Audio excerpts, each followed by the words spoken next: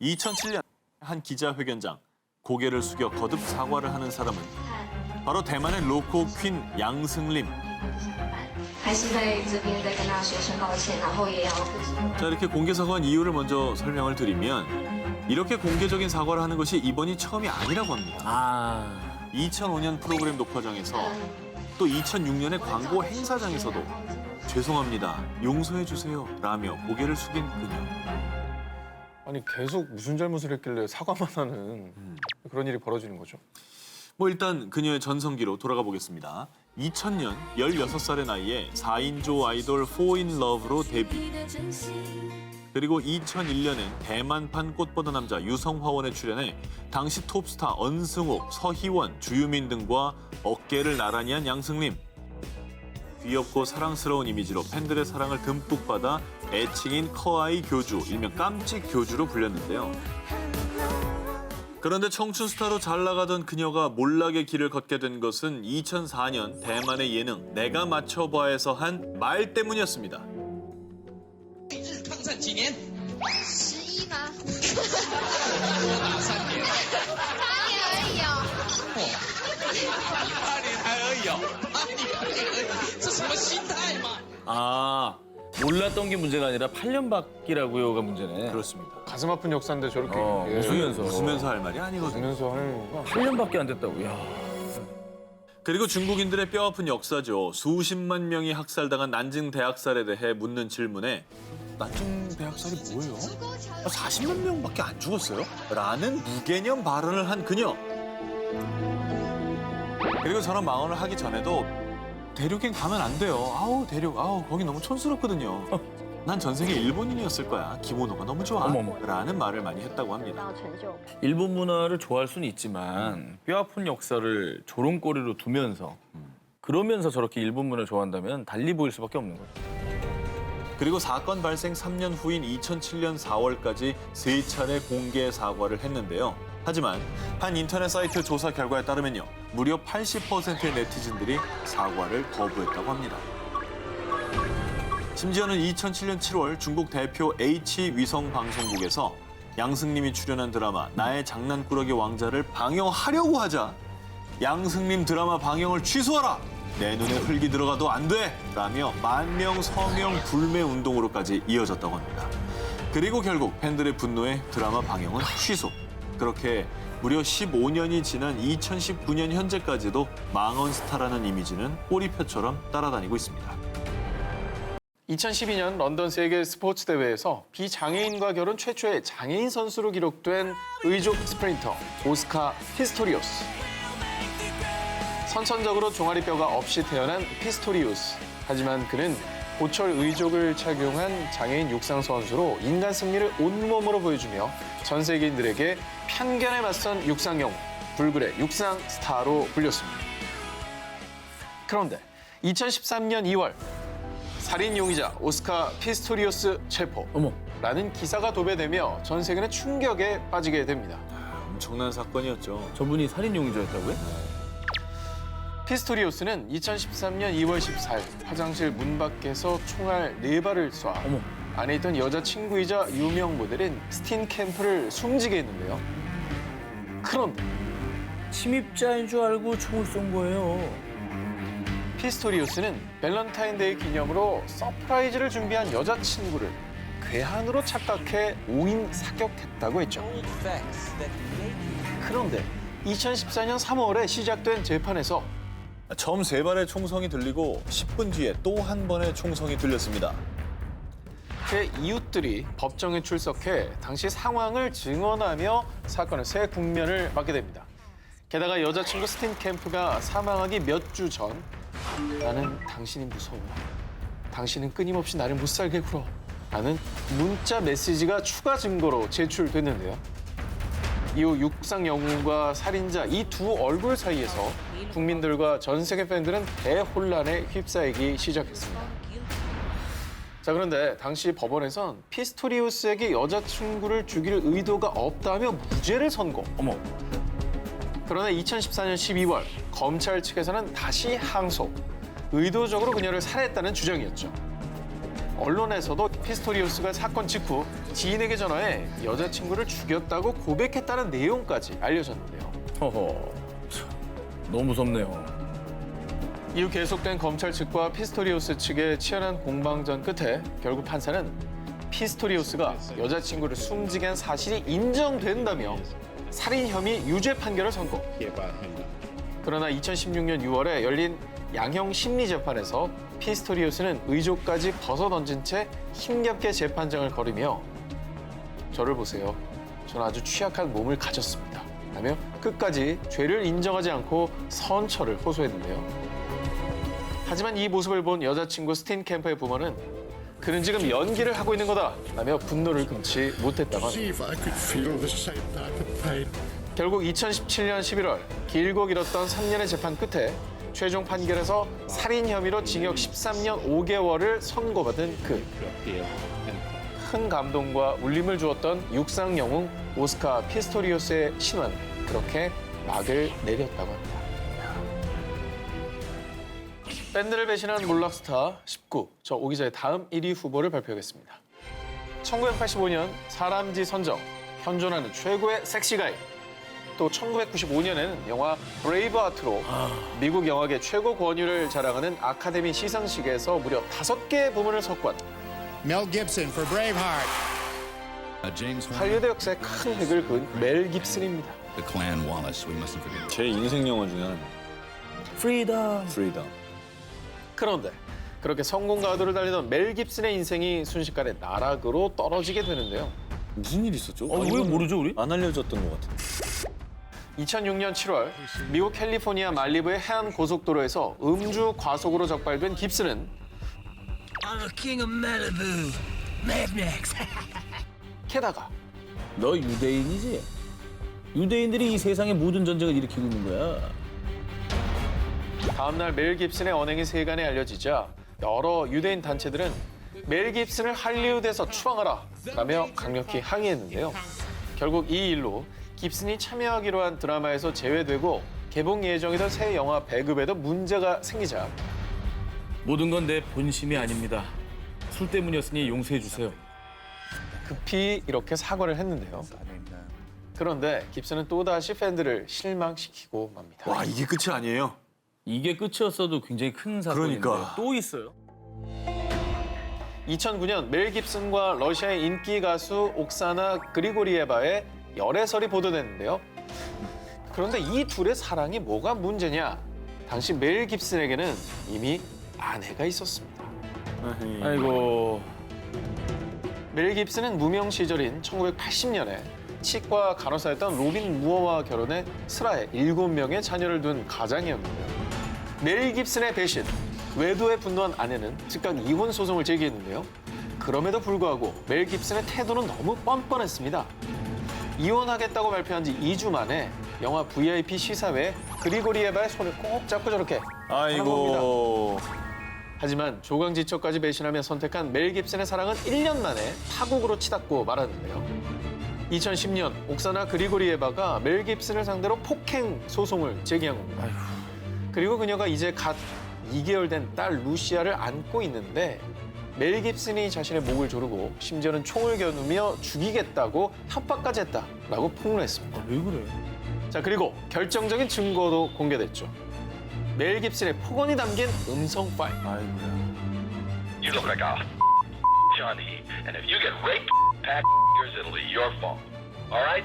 You are provocatively dressed all the time with your you feel you have to show off in tight outfits and tight pants. 엄청 심하네. 저게 멜 깁슨 영화를 좋아했던 팬들 입장에서 너무 상처인데. 나 갑자기 브레이브하트가 싫어질라 그래. 인생 영화라면. 인생 영화인데.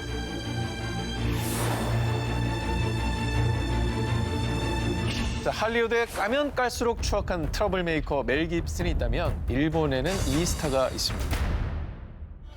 평균 신장 183cm, 꽃미남 5인조 엔카 그룹 준레츠. 자, 20, 30대 꽃미남 멤버로 구성된 준레츠는 엔카를 젊은 감각으로 재해석해 여성 팬들의 폭넓은 사랑을 받았는데요. 자, 그런데요, 준레츠의 핵심 멤버인 토모에 유스케는 나름 사연이 있는 스타였습니다. 자, 이혼한 돌싱남으로 홀로 자녀를 키우며 양육비를 위해 연예계 활동과 함께 여러 아르바이트까지 하며 힘겹게 생활을 이어나갔는데요. 더 응원했겠다 그러면 팬들이. 그죠? 이후 팬들의 열띤 지지와 사랑을 받아 준 레츠는 결성 11년 만인 지난해 연말에요. NHK 홍대가압전에 첫 출연하는 기억을 토했습니다. 저 정도면 일본에서는 정점으로 간 거 아닌가요? 그죠? 최고의 쇼죠. 네. 네. 근데 왜 이 사람들의 기사가 멜 깁슨 거 붙어 있는 거죠? 이 이미지가 너무 다른데. 이 두 사람의 연결고리는 바로 역대급 불륜 스캔들에서 통하고 맙니다. 야. 일본의 한 중현지에서 토모이의 이혼 사유가 그 가정 폭력 때문이었다라고 보도를 한 건데요. 게다가 이혼한 토모이가 여성들과 동거할 때마다 바람을 피웠는데 여자친구에게 발각이 되면 늘 폭력을 행사했다는 사실도 밝혀졌습니다. 그래서 전 여자친구들의 증언에 따르면 토모이의 폭행 때문에 유산했어요. 여성 편력, 폭행, 심지어는 금전 갈취까지 정말 나쁜 슈렉이 남자 3중 세트 그 자체의 모습이었습니다. 이 인간 말종이네. 그런데 이 모든 폭로가 밝혀지자 파렴치한 토모의 행동에 팬들은 터무니없는 쓰레기 남자였다. 그룹을 탈퇴하라 라면서 비난을 퍼붓자 결국 토모이는 이틀 뒤 기자회견을 열었고요. 女性のトラブルは事実でございます。 지난 2018년 9월 오전 7시 일본 도쿄 히가시나카노의 한 횡단보도 앞 신호등이 파란불로 변하고 출근길의 사람들이 횡단보도를 건너기 시작합니다. 그런데 바로 이때 갑자기 신호를 위반한 흰색 차량이 횡단보도 위 사람들을 향해 돌진합니다. 어머! 그냥 간 거야? 뺑소니야? 완전 뺑소니죠. 뺑소니고 지금 신호도 완전 위반이에요. 빨간불인데. 뭐야? 그런데 15분 뒤 직접 경찰서를 찾아가 자수를 한 운전자는 이미 만취 상태. 대체 이런 만행을 저지른 사람이 누구냐? 이 운전자 이름은 요시자와 히토미. 일본 국민 아이돌이었던 그룹 모닝구 무스메 출신의 방송인이었습니다. 모닝구 무스메는 예, 정말 유명했잖아요. 일본 연예계를 잘 모르는 사람들도 이름은 들어봤을 법한. 예. 2000년 모닝구 무스메 4기 리더로 데뷔한 요시자와는 시원시원한 성격으로 팬들 사이에서 그녀의 이름을 딴 애칭 요시, 요짱으로 불리며 큰 사랑을 받았는데요. 게다가 2018년은 모닝구 무스메가 탄생한 지 20주년이 되는 의미 있는 해였는데요. 이에 모닝구 무스메 출신 멤버들은 분노와 슬픔, 한심함, 여러 감정들이 정리되지 않습니다. 라며 분노를 감추지 못했습니다. 뭐 당연합니다.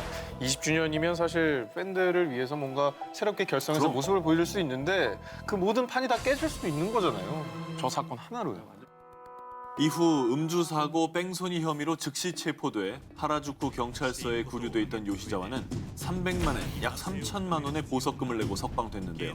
그녀의 모습은 수많은 취재진에 의해 일본 전역으로 생중계됐습니다.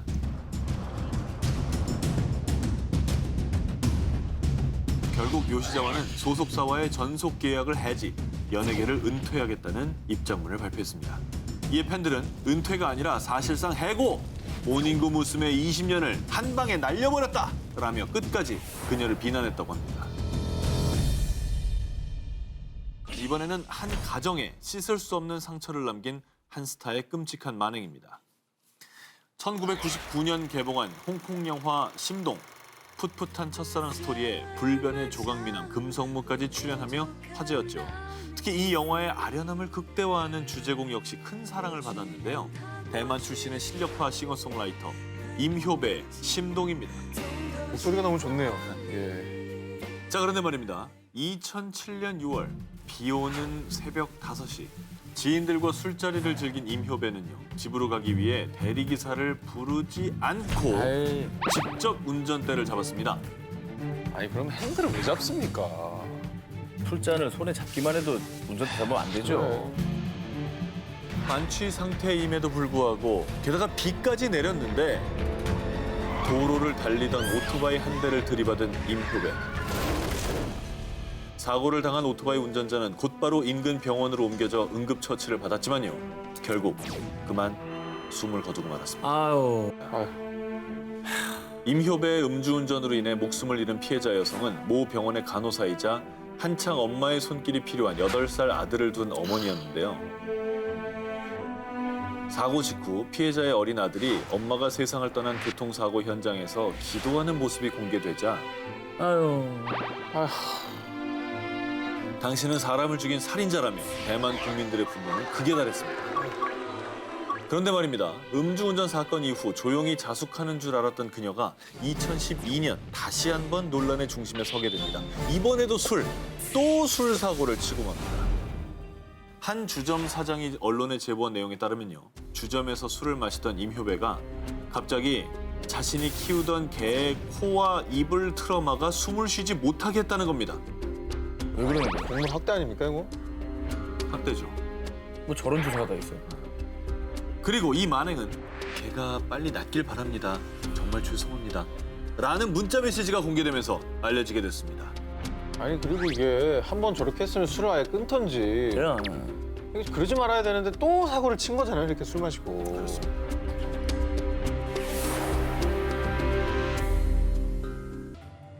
(2017년 2월 26일) 제89회 미국 아카데미 시상식.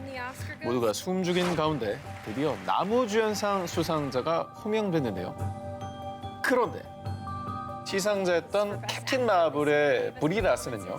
박수는커녕 수상 소감을 말하는 그에 뒤에서 시종일관 무표정을 지어 화제가 됐습니다. 왜?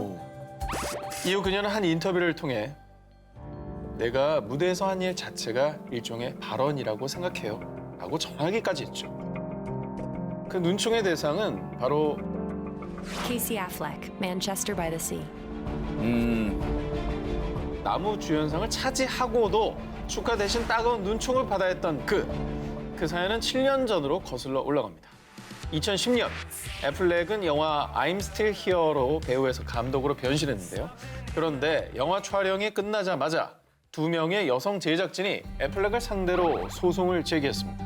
그 이유는 성추행. 2명한테 고소당했다고? 자, 그녀들의 증언에 따르면요. 애플렉은 여성 제작진들에게 암소라고 지칭하며 수시로 외설적인 이야기를 늘어놓았고요. 다른 남성 제작진의 성기를 보여주는 등의 성희롱을 일삼았습니다. 그걸 왜 보여줘? 저런 것도 성 도착증의 일종 아닌가? 미쳤나 보다. 그래서 2017년 아카데미 시상식에서 애플렉이 나무주연상을 수상하자 한 배우는 저도 합의만 잘하면 오스카 후보에 오를 수 있나요? 라고 그의 수상을 비꼬기까지. 그래서인지 전년도 나무주연상 수상자인 애플렉이 2018년도에 시상자로 나서야 했지만 결국 시상식에 불참할 수밖에 없었다고. 지난 2018년 그는 한 매체를 통해 뒤늦은 사과의 말을 전했는데요. 과거에 제가 프로답지 못했습니다. 죄송합니다. 사람답지 못한 거지. 뭘 프로 얘기를 해. 그런데 뒤늦은 사과를 한 이 타이밍이 본인이 감독과 주연을 맡은 영화의 개봉을 앞둔 시기라 에이. 더 욕을 먹었습니다. 동료들과 팬들에게 지우지 못할 큰 상처를 준 케이시 애플렉. 미친 연기력보다 다른 인성을 가진 사람이 먼저 돼야겠죠.